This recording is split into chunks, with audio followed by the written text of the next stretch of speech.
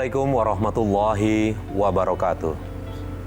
Selamat pagi pemirsa, senang sekali saya Farid Hasan kembali menjumpai Anda dalam program Tawakal. Pemirsa, dalam rumah tangga tentunya kebahagiaan adalah tujuan utama. Namun, apa jadinya jika kebahagiaan itu tidak pernah ada? Seperti nanti akan diceritakan oleh narasumber kita bernama Ibu Ida yang alhamdulillah sudah bersama kita di studio. Assalamualaikum Bu Ida. Assalamualaikum Mas Farid. Dan alhamdulillah juga Pak Ustadz Muhammad Bukhari Muslim sudah juga bersama kita. Assalamualaikum Pak Ustadz. Waalaikumsalam warahmatullahi wabarakatuh. Ya. Terima kasih Mas Farid. Ya, baik pemirsa dan Pak Ustadz. Tadi di awal saya udah bilang kalau bangun rumah tangga pasti tujuan adalah bahagia. Tapi itu tidak dialami oleh Ibu Ida. Nah, Bu Ida, boleh cerita ke kita nggak? Seperti apa kehidupan rumah tangga Bu Ida? Rumah tangga saya kan kawin jodohin Pak Ustadz. Terus awal 1 tahun ke depan, setahun berjalan 2 tahun, sampai akhirnya saya hamil. Dalam saya baik. Tahun pas saya hamil 8 bulan, 8 atau 9 bulan dan sebelum itu saya melahirkan, saya lihat suami saya tuh selingkuh, punya perempuan lain. Sebelum itu sih banyak yang bisikin bahwa dia tuh memang udah punya perempuan simpanan. Tapi saya tuh nggak pernah percaya karena saya nggak pernah melihat dengan mata kepala saya sendiri.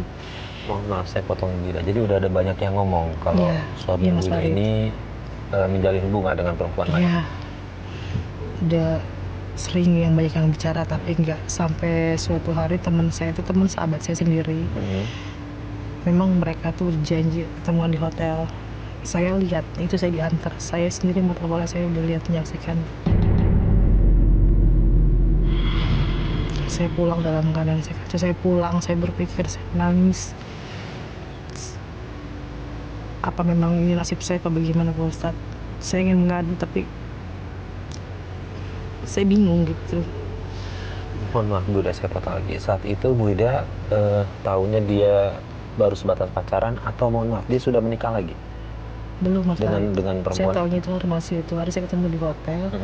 Setelah saya habis melahirkan, saya datang ke tempat acara itu. Setelah ada teman juga yang kasih tahu bahwa dia akan menikah. Masalahnya yang jadi istrinya itu, Calon istrinya itu maksudnya? sepupu saya Mas. Saya terima nikahnya Tati binti Fahri dengan mas kawin dan alat sepakat sholat dibayar tunai. Gimana? Sah? Sah. Sah.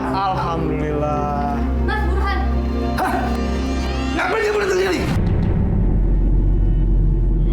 kamu apa-apaan Mas? Kamu ngapain di sini Mas? Kan saya sudah bilang, Bu, saya ada cinta sama lo. Mas, anak kita gimana Mas? Alah, Kamu pikir gak sih dia itu siapa? dia calon istriku. Hah? Dia Calon adalah istriku. aku sendiri Mas. Kita masih satu keluarga dengan Tati.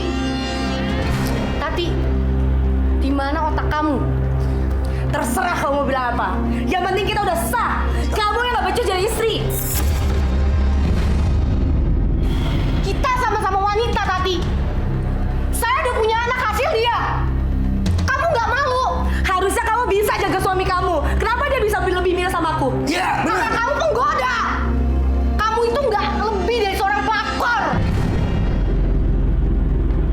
Kamu mikir dong, siapa yang akan merusak hubungannya? Udah, cukup. Oke, Mas, dibanding Cukup. kamu harus memilih dia. Lebih Iya. baik aku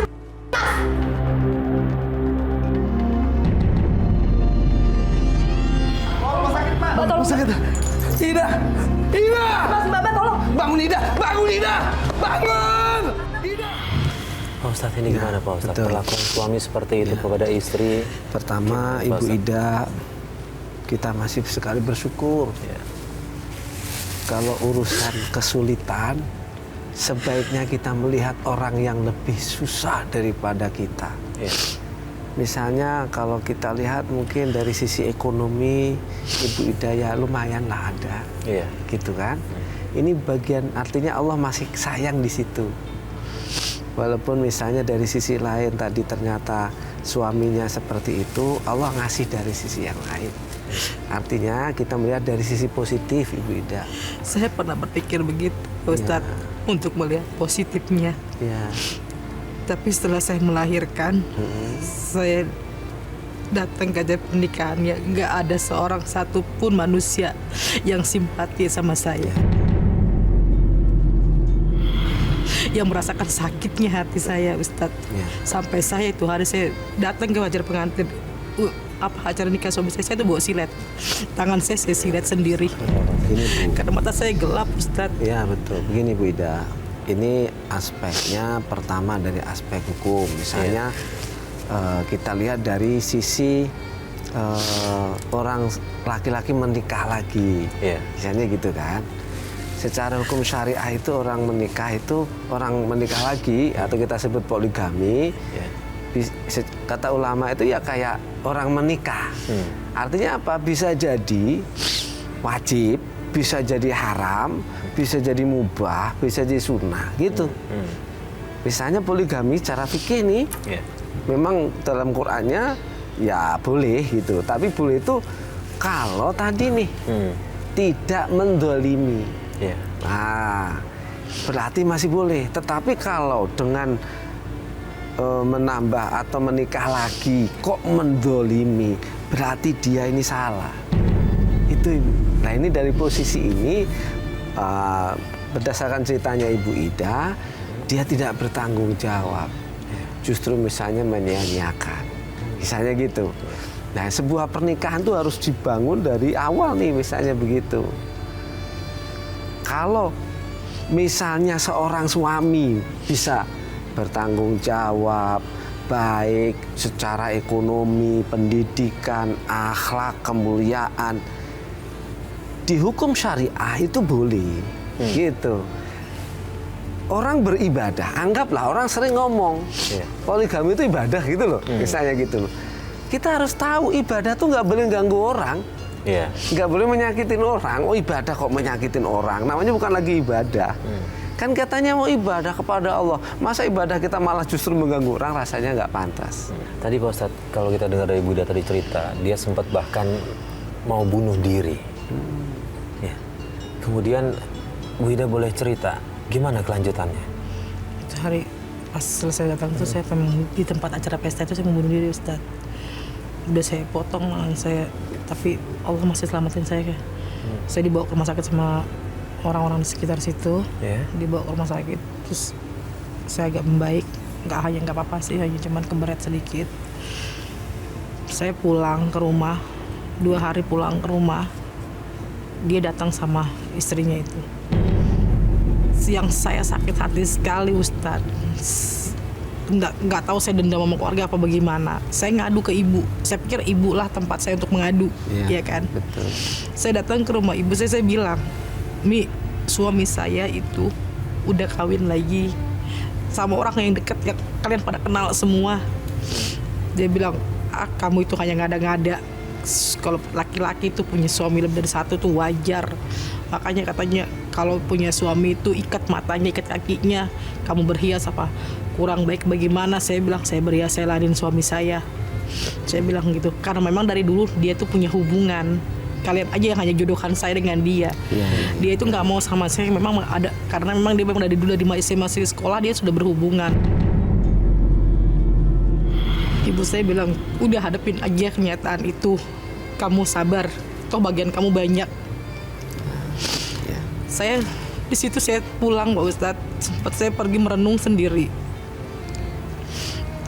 Di hati saya berpikir, ya Allah, seandainya suatu saat nanti ada laki-laki sekalipun itu tukang beca ataupun gelandangan di luar sana yang sayang sama saya, yang mau menerima saya apa adanya, saya siap tinggalkan semua.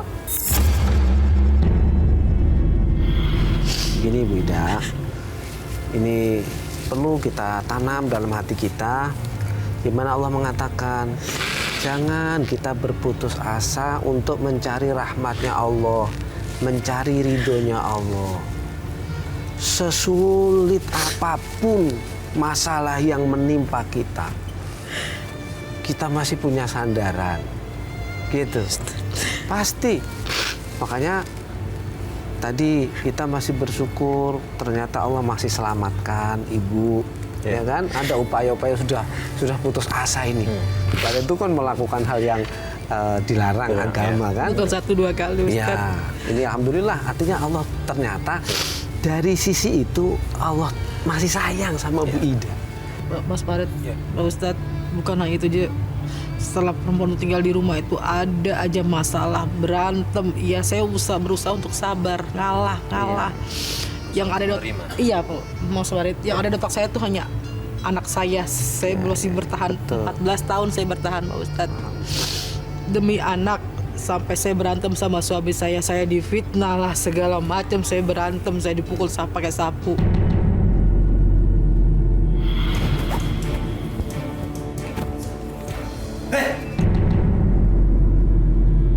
Ida, sini dong. Iya Mas, ada. Gue mau tanya sama lu, bener nggak kata Tati dia disuruh kerja terus sama kamu? Hah, bener? Enggak Mas, enggak. Itu bohong. Sama sekali bohong. Dia nggak bener.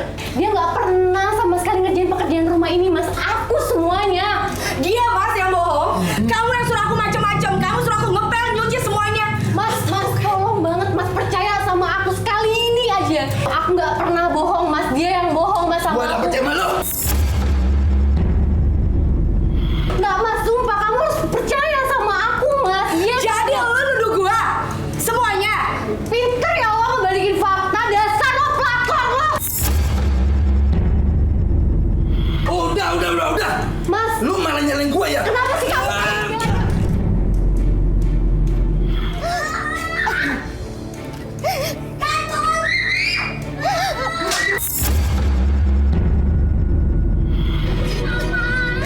Mama gak apa-apa kan? Lalu kemudian Bu Ida, saya mau tanya, ceritanya gimana sampai akhirnya Ibu Ida sama suami ini cerai? Saya nggak boleh pernah cerai, Pak Ustadz.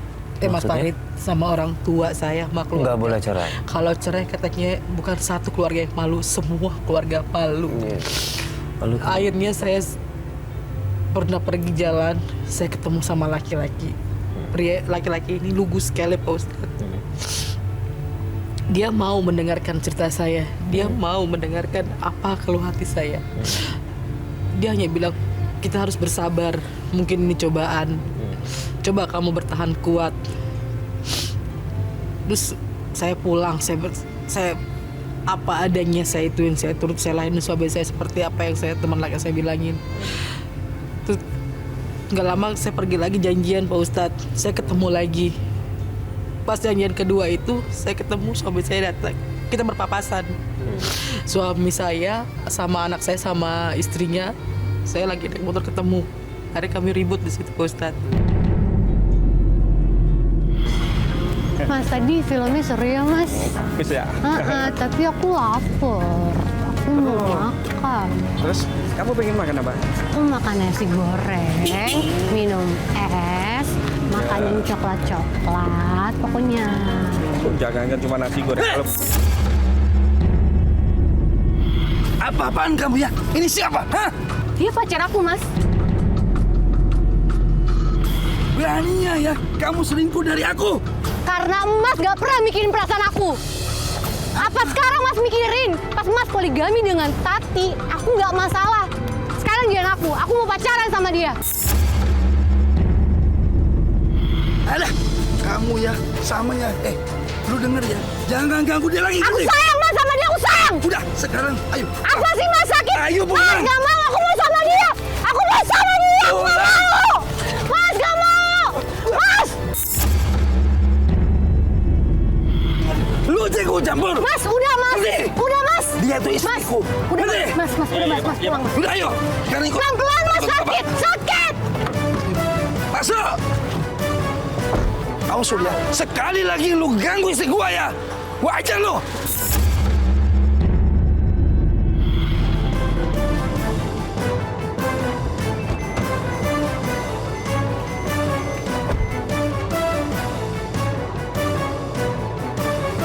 Ayo ikut. Mas, Ayo ikut. pelan-pelan Mas, iya, saya tahu ikut. pelan-pelan. Kamu udah salah ya. Oke, Sudah selingkuh tapi dari aku. pelan-pelan, Mas. Sekarang juga juga aku lapor ke bapak Pelan-pelan. kamu. Hidup Udah kamu. mas, pelan-pelan. Udah. Iya pelan-pelan. Gak usah diseret-seret mas. Sakit badan saya.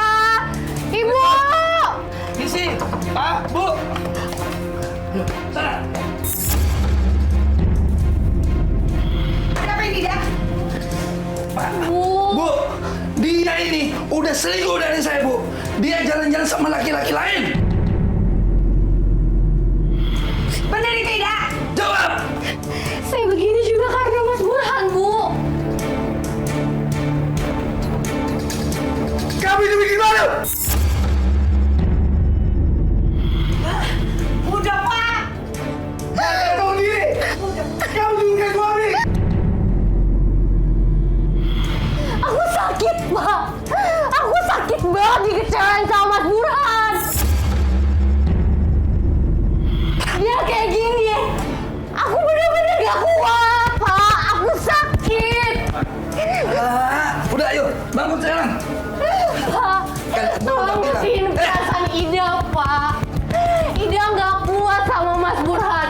Lelaki itu lebih baik daripada Mas Burhan, Pak. Dengerin. Ibu. Kan gue udah bilang, gue sayang sama lu. Kenapa lu? Enggak. Hah? Lo nggak sayang sama gua. Lo dihantatin gua. Lu yang selingkuh dari gua. Pergi, pergi, pergi. Ma, ibu.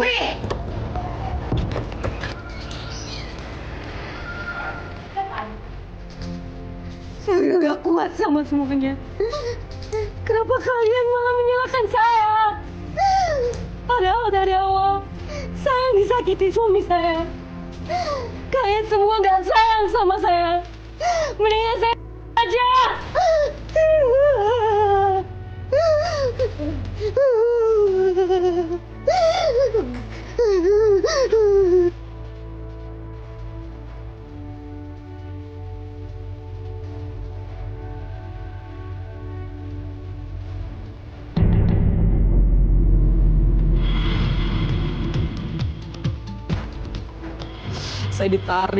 Saya ditarik, dipanggil, dikumpulin di keluarga besar saya. Dibilangin saya itu wanita yang udah selingkuh dengan laki-laki lain.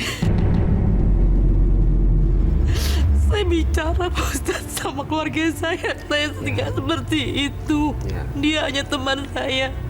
Cuman dia yang bisa ngerti perasaan saya. Cuman dia yang tahu sakitnya hati saya, Pak Ustadz. Ya, ini Mas. Karena saya nggak ada seorang pun yang mengerti, yang paham perasaan saya. Ya, ini Ibu Ida begini. Ini penting ini dari pemirsa sekalian yang dirahmati oleh Allah. Ada pepatah orang Arab, para ulama mengatakan begini, la tu'alijul khata' bil khata'. Kita punya kesalahan, punya masalah, jangan mencari solusi tapi justru nambah masalah. Iya. Kita fahamlah, tidak semua orang tuh imannya setebal para nabi. Iya, iya. Tapi kita ini kan berusaha untuk menjadi lebih baik. Ini pelajaran kita semuanya, pemirsa yang dirahmati Allah. Jangan kalau kita misalnya sedang suntuk malah melakukan kesalahan.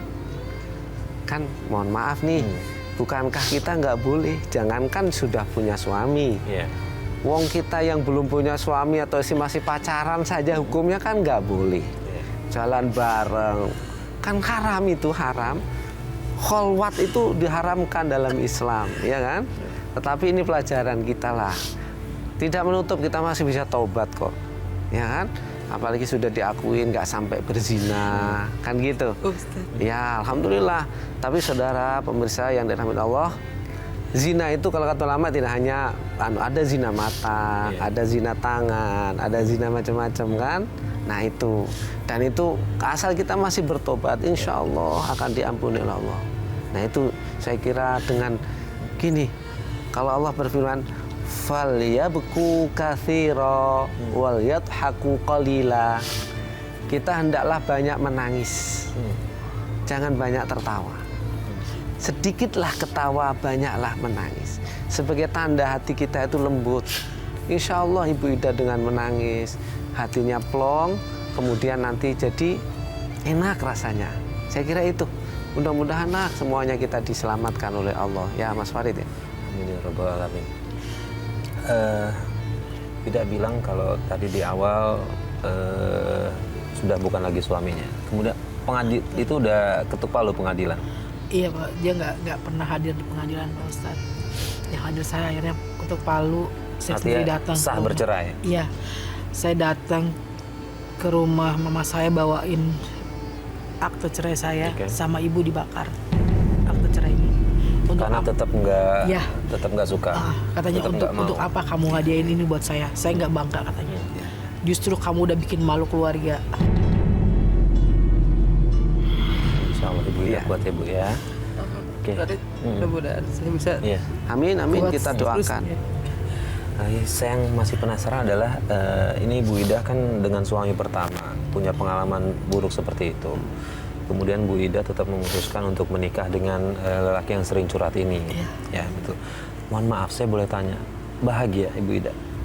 Kalau dari hati dan batin saya bahagia. Walaupun alhamdulillah. kami jatuh bangun mulai dari awal lagi Pak Ustadz. Saya pernah jadi gembel di luar, saya nggak pernah mengeluarkan air mata sedikit pun Pak Ustadz. Lalu kemudian anak-anak gimana dengan Maaf Pak Ustadz, kalau waktu saya kabur sama suami saya yang kedua, kan saya kabur karena nggak direstuin, kayak kabur. Saya tinggal anak-anak saya. 3 bulan saya ninggalin anak saya, anak kedua saya meninggal Pak Ustadz. Masuk anak kelima masuk di sumur. Saya dikabarin itu dia meninggal jam 7 sore, jam 7 malam. Saya dikabarin jam 12. Pagi saya datang nyelawat. Semua orang benci sama saya, bahkan sampai saya disiram pakai minyak sama ibu saya, minyak tanah Pak Ustadz, mau dibakar. Tapi bapak saya cuma bilang, lihat anakmu nak, ini yang kamu cari kan, ini yang kamu inginin, kebahagiaan di luar sana yang kamu inginin. Saya bilang, bukan ini ya. Saya nggak bisa ngeliat anak saya itu hari Pak Ustadz. Karena sebelum saya pergi, anak itu terakhir menyebut nama saya, mama mau ikut.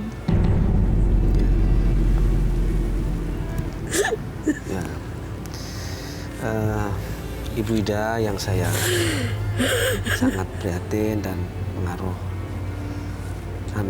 pedulilah sama Ibu Ida.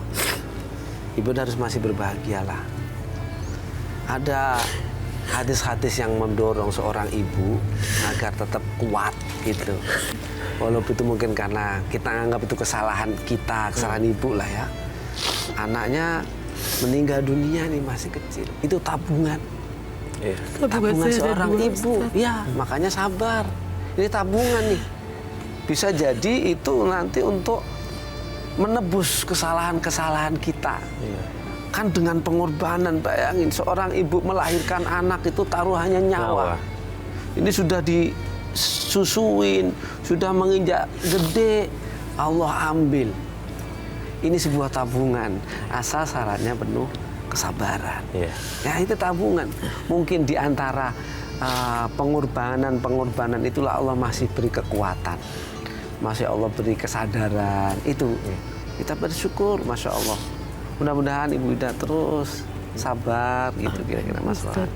Lalu hubungan dengan suami kedua ini gimana Bu Ida? Saya alhamdulillah Mas Farid baik-baik sampai sekarang. Cuman kalau untuk percaya sama laki-laki, harapan itu udah nggak ada kayaknya Ustaz. Suami yang sekarang ini selalu saya jaga bener-bener. Apapun kemanapun saya selalu ikut. Bahkan handphonenya pun kalau berdiri saya duluan yang ngangkat. Sampai masalah kerjaannya pun saya harus ikut campur. Tapi sejauh ini suami ikhlas melakukan itu? Dia alhamdulillah nyaman-nyaman aja Mas Farid. Karena memang dia nggak pernah ada macam-macam. Paling dia hanya sering ngeledek. Itu mungkin kebahagiaan saya tersendiri. Cuman dia itu yang paling suka nggak senang kalau anak-anak saya itu manggil saya itu nggak pernah manggil mama. Dia hanya manggil lu gua gitu. Kalau sama mamanya, makanya itu yang selalu dia tekankan. Suami saya selalu bilang nggak boleh manggil bu sama orang tuanya. Seburuk apapun orang tua itu tetap orang tua kita yang telah melahirkan. Betul. Dia bilang tapi anak saya sampai sekarang belum bisa nerima semua itu. Kadang saya udah berdoa sama kalau saya sholat saya berdoa, ya Allah semoga mereka dibukakan hati-hatinya. Amin. Karena mereka udah punya anak, saya udah punya cucu 2 Ustadz. Alhamdulillah. Iya, jadi makanya saya kadang bilang, ya Allah seandainya bisa mereka menyebut nama saya lagi, maksudnya manggil saya ibu atau mama, betapa bahagianya saya. Ya. Karena ada anak sini, saya punya anak 3. Gini, Bu Ida, saya tahu ketika Ibu Ida menikah, tadi Pak Ustadz bilang sudah tanggung jawab suaminya. Orang tua tidak ikut campur lagi atau saudara-saudara lainnya. Iya. Tapi saya berharap sih silaturahmi tetap ada, walau bagaimanapun. Bu Ida, ada yang mau Ibu Ida sampaikan ke keluarga Saya untuk memperbaiki semua ini, insya Allah? saya sama orang gak dendam, cuma selalu saya bilang sama anak saya, sama keluarga saya, untuk suami saya yang pertama, sampai kapanpun saya gak pernah bisa memaafkannya. Saya mohon maaf, sampai kapanpun, sampai saya mati, saya tidak pernah bisa memaafkannya. Dia 2-3 kali minta maaf, saya tidak pernah bisa memaafkannya. Sampai ke acara pernikahan anak saya yang pertama datang, dia mau pegang saya bilang maaf, kita bukan muhrim lagi. Saya bilang apapun saya nggak bisa, saya bilang. Ya. Hati saya udah selalu sakit, Pak Ustadz. Ya. Ini gimana Pak Ustadz? Ya, ini menarik juga ini. Wajar lah orang itu punya emosi yang luar biasa karena hidup sudah belasan tahun, terus tidak merasakan kebahagiaan, kan gitu. Dendamnya luar biasa. Manusiawi. Ini manusiawi sekali. Tetapi kalau kita ini kan orang yang punya agama gitu ya. Agama itu selalu menganjurkan untuk kita selalu memberikan yang lebih baik. Namanya ihsan. Gitu. Kalau dalam Islam itu ada iman, ada Islam, ada ihsan. Sholatnya harus baik, akidahnya harus benar, tapi akhlak juga. Lah akhlak itu memberikan sesuatu yang lebih baik dari apa yang orang berikan kepada kita. Tadi suami itu memberikan nggak ada gitu loh, ya kan? Tetapi kalau kita mau jadi ihsan, berikanlah yang lebih baik. Tapi kalau saya manusia nggak diampunin, ya manusia lah. Biarkan Allah. Toh kita lihat Ibu Ida sekarang sudah pisah lah ya, tidak ada lagi hubungan, gitu kan? Ada mungkin hak dan kewajibannya sudah tidak ada, apalagi Ibu sudah punya suami lagi, kan gitu kan? Ini sudah punya pisah sudah. Nah itu kalau berkenan minimal gini, nggak usah diomong, saya benci kamu, nggak usah, diem aja sudahlah, diemin. Nah itu minimal, tadi berkurang nih, bencinya tuh berkurang, sebagai saya diemin. Nanti pelan-pelan benci juga enggak, senang juga enggak, gitu. Ya udah datar-datar aja. Iya datar, jadi enak nanti. Tapi anak saya yang selalu minta memohon juga, mama marah ya sama papa ya. Saya nggak pernah marah, saya nggak pernah marah sama orang, saya nggak benci. Cuman kalau untuk sana, saya belum siap Kak. Itu saya bilang anak-anak, saya belum siap Mas Farid. Untuk ketemu dia pun saya belum siap. 14 tahun saya pisah, baru kemarin saya ketemu lagi. Ya. Kalau sekedar boleh saran sih Bu Ida, saya sih berharap Bu Ida berikan maaf. Ya. Memberikan maaf ya, untuk melupakan mungkin nggak apa-apa, itu setidaknya berikan maaf. Biar kalau menurut saya Bu Ida, biar lebih plong aja hatinya sih. Kan Bu Ida udah punya lembaran baru, udah punya keluarga baru, fokus ke situ. Kalau untuk saat ini saya belum bisa Mas. Ya insya Allah pelan-pelan Bu Ida. Saya belum bisa. Ya nggak apa-apa. Tapi kita kan sesama manusia harus saling mengingatkan. Kalau saya mengenang setiap detik itu, saya perasaan saya itu kayak bukan manusia Ustadz. Ya. Saya pikir itu bukan manusia yang saya hadapi, bukan manusia yang saya kawinin. Ya. Gini Bu, kalau Allah ngajarkan ke kita itu, banyaklah baca istighfar. Wa qul tastaghfiru rabbakum innahu kana ghafara. Kalau kita mau banyak diberi rahmat, anak-anak yang baik, keluarga yang baik, banyak baca istighfar. Gitu. Yursilis sama alaikum midrara. Kalau kita banyak istighfar, Allah kasih rezeki. Wa yumditkum bi amwali wa banin. Allah kasih anak-anak yang baik-baik. Gitu. Kalau tadi Ibu Ida bilang anaknya sudah nggak mau manggil mama atau ibu, bahasa kitanya kita introspeksi deh. Gitu. Kita banyak istighfar, mohon ampun ya Allah, ampun ya Allah. Sampai punya anak kok nggak mau manggil, gitu kira-kira. Nggak usah perlu nyalahin dah, nggak nyalahin. Lebih baik kita itu dekat kepada Allah. Insya Allah nanti, karena itu kebahagiaan dipanggil seorang ibu, gitu. Itu. Amin insya Allah. Terima kasih Farid. Pak Ustadz. Mohon maaf Pak Ustadz, waktu kita terbatas. Ibu Ida nanti mungkin setelah ini kita bisa ngobrol-ngobrol lagi, biar Ibu Ida lebih enak lagi perasaannya. Nggak ada, saya sih berat nggak ada rasa dendam di situ ya, Iya, Pak Ustadz ya. Terima kasih Pak Ustadz atas semua tausiahnya. Amin, amin. Bu Ida, mudah-mudahan apa yang disampaikan Pak Ustadz bisa lebih sedikit mengurangi rasa yang ada di dada itu, Bu Ida ya. Baik, terima kasih sudah meluangkan waktu dan sudah berbagi cerita dengan kita. Baik, terima kasih pemirsa. Sampai di sini Tawakal. Nantikan Tawakal besok mulai pukul 4 pagi waktu Indonesia Barat. Akhirnya saya Farid Hasan undur diri. Wassalamualaikum warahmatullahi wabarakatuh.